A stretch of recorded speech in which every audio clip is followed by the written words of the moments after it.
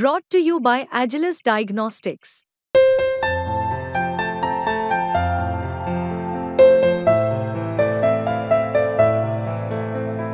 Agilus Diagnostics. Shivaji Maharaj पुतळ्याकडे दादा चढताना त्यांनी खाद्य कंबरवर हात देऊन चालले त्याची वाईट अवस्था झाली. त्याला किती दिवस तुम्ही ताणणार आहोत का? तुम्हाला आणि त्यांचा बळी घ्यायचा आहे? आमचा किती माणसाचा बळी तुम्हाला घ्यायचा ते पण सांगा. किती बळी घेणार आमचा एकच राहिला आता. ज्यानं आम्हाला समाज एकत्र आणला तो दादा आमचा जिवंत. आता तुम्हाला दादा पण जिरवायचा, आमचा दादा पण संपवायचा का?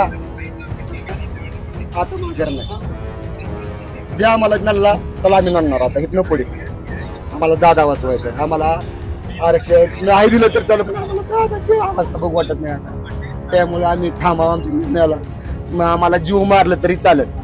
जसे राज ठाकरे लोकांच्या पक्षाची सत्ताधारी पक्षाची सुपारी घेतात, तसे मनोज दादा कुणाची सुपारी वाजवत नाहीत.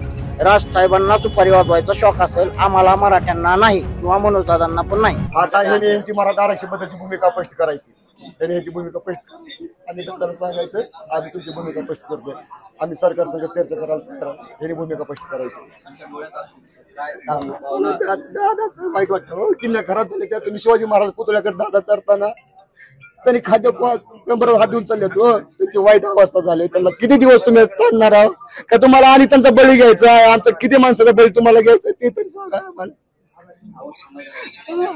किती बळी घेणार आमचा एकच राहिला आता. ज्यानं आम्हाला समाज एकत्र आणला तो दादा आमचा जिवंत. आता तुम्हाला दादा पण जिरवायचा, आमचा दादा पण संपवायचा का? किद्दा उपोषण बसवायचं, किद्दा करायचं? दादा संपवायच्या आधी निम्मा महाराष्ट्र संपन म्हणा. आता माघार नाही. जे आम्हाला नल्ला त्याला आम्ही आणणार आता इथनं पुढे. आम्हाला दादा वाचवायचं, आम्हाला आरक्षण नाही दिलं तर चालू, पण आम्हाला दादाची अवस्था बघू वाटत नाही आता. त्यामुळे आम्ही थांबावं आमच्या निर्णयाला. आम्हाला जीव मारलं तरी चालत. बस साहेब, आज श्रावण महिना आहे. आम्ही पहिला सोमवार धरला. मी का अन्न खायला आहे हो? मला चक्कर येते. 17 दिवस उपोषण नाही होत, निघाल नाही हो ही गोष्टी. 5 वेळेस तुम्ही त्या माणसाला मुंबईला नेऊन फसवलं, कुठं कुठं नेऊन फसवलं सांगा. कुणी बी पाठवायचं, कुणी बी आदेश देतो म्हणायचं. किती दिवस आमचे टिंगल करणार आहोत तुम्ही? अहो ते आमचा भोळा शंकर आहे हो. भोळा शंकरला किती राज ठाकरे कोण आमची अपेक्षा एवढी होती. तुम्हाला आरक्षण बद्दल नसलं काही तर तुम्ही याच्यात बोलू नका ना. आरक्षण बद्दल बोलू नका बोलू. तुम्ही कशाला तुम्ही म्हणता खाजगीकरण व्हावं लागले? कशाला तुम्ही विरोधात उभा राहा? सरकारचं खाजगीकरण व्हावं, तुम्ही विरोधात उभा राहा. तुम्ही दादांना पाठिंबा द्या. आता भूमिका काय? आता आमची एकच भूमिका. आता ह्यांनी खाली यायचं आणि आम्हाला सरकारने आरक्षण द्यायचं.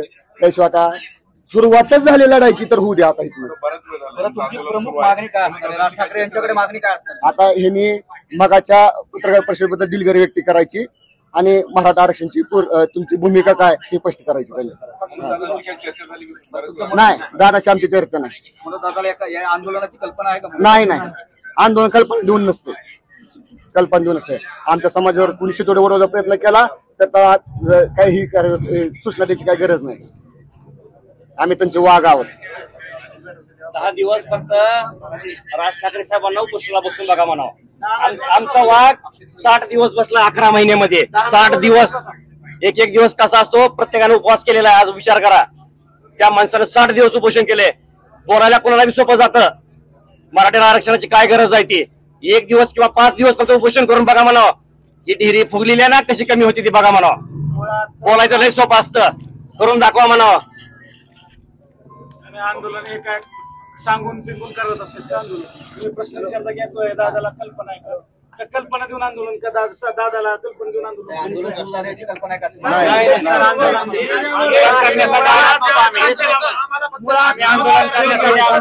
बोलण्यासाठी आलो होतो. मुळात राज ठाकरेंनी या आरक्षणा विषयामध्ये नाही पडलेलंच बरं. कारण आपल्या पक्षाचा एकही आमदार नसताना आपण सत्तेतही नाही, आपण विरोधात बी नाही. त्यामुळे आपण काही नसताना, आपण शून्य असताना या आरक्षणाच्या लढाईमध्ये आपण न बोललेलं बरं. बोलायचं तर चांगलं बोलायचं. वाईट बोलायचं नाही. जो राज ठाकरे आज म्हणले की मराठा समाजाची माती भडकवतात, कोण भडकवतात? जसे राज ठाकरे लोकांच्या पक्षाची, सत्ताधारी पक्षाची सुपारी घेतात, तसे मनोज दादा कुणाची सुपारी वाजवत नाहीत.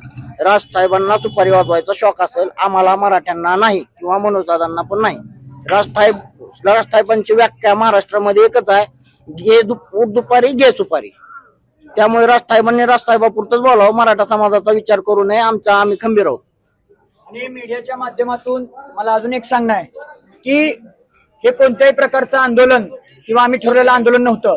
केवळ आज सकाळी राजसाहेब ठाकरे जे बोलले, जे सोलापूरमध्ये पत्रकार परिषदेमध्ये मांडलं, त्याचा फक्त आम्ही जाब विचारायला आलोत की नेमकं आमची माती भडकवतंय कोण? नेमकं तुम्हाला म्हणायचंय कोण? तुम्ही स्पष्ट नाव घेऊन सांगा की मराठ्यांची माती भडकवतंय कोण, आणि तुमची मराठा आरक्षणाबाबतची भूमिका तुम्ही स्पष्ट करावी. एवढाच जाब आम्ही विचारण्यासाठी आणि त्यांना एवढीच विनवणी करण्यासाठी की तुम्ही आमची बाजू मांडा, ह्या मुद्द्यासाठी आम्ही फक्त त्यांच्याकडे एक, त्यांनी काहीतरी एक परखड नेता आहे, काहीतरी मांडल, आपलं मराठ्यांचं काहीतरी मत मांडल, काहीतरी परखड भूमिका घेईल, म्हणून फक्त आम्ही त्या आशेने आलो होतो. आणि दादांना पाठिंबा द्यावा आणि दादांच्या पाठीमागं खंबीरपणे त्यांचा पक्ष उभा राहावा आणि त्यांनी मराठा आरक्षणाला ओबीसीतून आरक्षण द्यावं ही भूमिका घ्यावी, ह्याच फक्त विनवणीसाठी आम्ही त्यांच्याकडे आलो होतो. पण इथं आल्यानंतर त्यांच्या मुजूर जो अंगरक्षक आहे त्या अंगरक्षकामुळे फक्त हे घडलं. आम्ही संयमाने, शांततेने आणि प्रेमाने साहेबांकडे जात होतो, पण त्याच्यानंतर ज्या अंगरक्षकांनी आमच्यावरती आणि प्रेस बांधावरती पण हात उचलला किंवा अरेतुरीची भाषा केली, त्यानंतर आम्ही घोषणाबाजी सुरू केली. आणि त्यानंतर राजसाहेब ठाकरे खाली आले आणि त्यांनी सांगितलं की 1 मराठा लाख मराठ्याच्या घोषणा द्यायच्या नाहीत आणि द्यायच्या वर बैठकीला यायचं असेल तर त्या घोषणा द्यायच्या नाहीत. आम्ही त्याचा निषेध केला आणि आम्ही सरळ खाली येऊन बसलो. आम्हाला गरज नाही, मराठा समाज हा स्वाभिमानी समाज आहे आणि आता यायचं असेल तर त्यांनी खाली येऊन समाज बांधवांशी चर्चा करावी आणि स्वतःचा मुद्दा मांडावा. आम्ही चर्चा पण करू नये, आम्ही काय चर्चा करायला खूप मोठे नाहीत, फक्त त्यांनी त्यांचा मुद्दा मांडावा, त्यांची भूमिका घ्यावी की मराठा आरक्षणाबद्दल तुमची भूमिका काय.